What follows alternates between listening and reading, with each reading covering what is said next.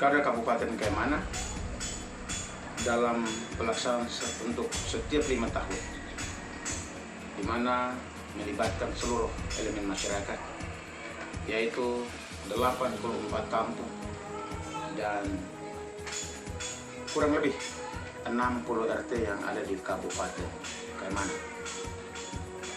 Telah membuat kita semua sebagai politisi dan sebagai pengamat sekaligus merasakan bahwa ini adalah pemilihan yang paling demokratis, bersih, dan benar-benar berwibawa. Kenapa? Ini keluar dari yang kemudian menjadi kompetitor, Bapak Freddy dan Bapak Hasbullah. Kenapa ini kemudian muncul dari pendapat mereka? Karena pada pemilu sebelumnya, Bapak Freddy berada baik itu sebagai pendukung salah satu kandidat. Pemilu pertama, pemilu kedua, pemilu ketiga beliau maju sebagai calon bupati, dan pemilu keempat beliau juga maju sebagai calon bupati. Jadi beliau benar-benar punya pengalaman yang cukup mumpuni dan mengetahui setiap proses perubahan demokrasi di Kaimana. Tetapi beliau berpendapat bahwa 5 tahun adalah pemilu yang paling bersih. Kenapa bersih? Karena masyarakat kemudian dengan kesadaran sendiri hadir di dalam mengambil bagian yang strategi untuk kemudian mengantarkan pimpinan-pimpinan negeri ini. Walaupun kita dihadapkan oleh penyakit atau virus corona, tetapi masyarakat tidak kemudian menjadikan itu sebagai halangan.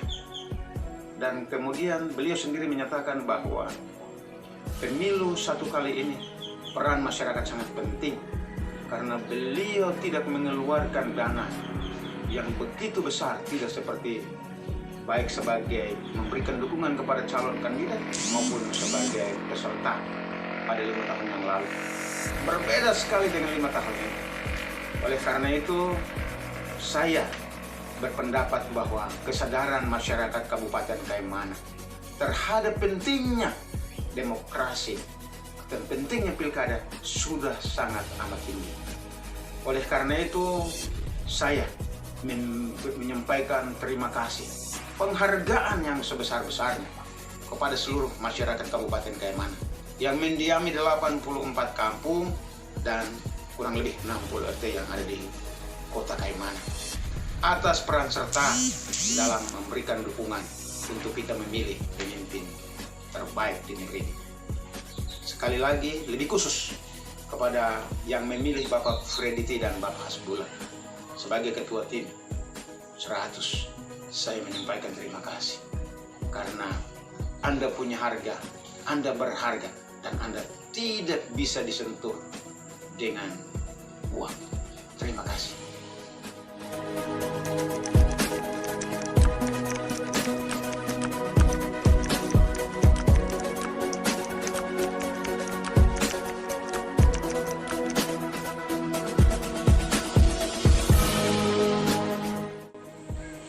Ini masalah iman saja. Iman. Dan iman itu saya letakkan di hadapan dan di dalam perkataan saya. Saya percaya sungguh akan kuasa Allah Bapa, Allah Putra, dan Allah Roh Kudus. Karena setiap ucapan itu adalah doa. Saya kemudian dengan pengalaman iman itu, saya menyampaikan itu untuk meyakinkan masyarakat. Dan tidak kemudian saya bohongi, karena fakta memang menunjukkan seperti itu. Sebagai contoh, Muhammad Tahir Hanubun maju 3 kali berturut-turut dan tidak pernah dia menang. Saya membawa dia, mendukung dia untuk kali keempat, dan dia bupati. Wahidin Puarada jadi bupati. Matias Mairuma 2 periode lawan incumbent. Andreas Rentanubun lawan incumbent. Kemudian hari ini, apa yang saya sampaikan itu fakta. Walaupun memang pada saat saya sampaikan itu orang menjadi bahan lelucon, hinaan, ketawaan. Tetapi memang dia tidak mengimani Kristus, dia tidak mengimani Tuhan. Karena pemerintah itu wakil Allah. Jadi kalau kemudian orang-orang yang takut akan Tuhan dan kemudian mempercayai benar bahwa pemerintah wakil Allah, maka kita minta kepada sumber pemberi itu untuk kemudian menugaskan orang yang kita antar itu untuk menjadi bupati dan wakil bupati. Saya rasa itu bukan hal yang mustahil, karena saya berkata dengan iman. Dan hasil akhir dari proses perjuangan itu hari ini terbukti untuk kesekian kali ini. Freddy kembali menjadi bupati. Oleh karena itu, dengan sukacita saya menyampaikan kepada Bapa di surga, putranya Yesus dan Roh Kudus, terima kasih. Saya tidak dipermalukan karena Engkau mengurapi mulutku dan mulutku setiap berkata penuh kuasa. Terima kasih.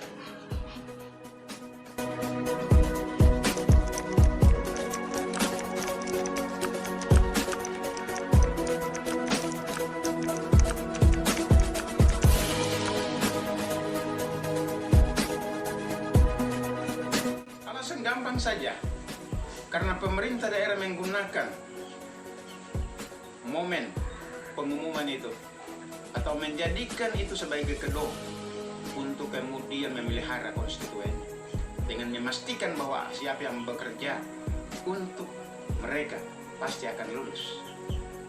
Nah, oleh karena itu kalau apabila dalam proses mulai sebelum tanggal 9 diumumkan, maka saya sangat yakin bahwa kandidat yang namanya Risma tidak akan memperoleh suara yang signifikan. Maka itu senjata utama. Karena senjata yang lain-lain bagi saya tidak terlalu memiliki nilai tawar yang tinggi. Karena ini menyangkut hajat hidup orang banyak, masa depan mereka. Nah, oleh karena itu saya sungguh yakin bahwa tidak berani akan melakukan pengumuman. Memang Ibu Rita bukan lagi sebagai sektor, tetapi berafiliasi dengan kekuasaan pemerintah. Karena Matias sebagai tim berdiri atas panggung untuk berkampanye.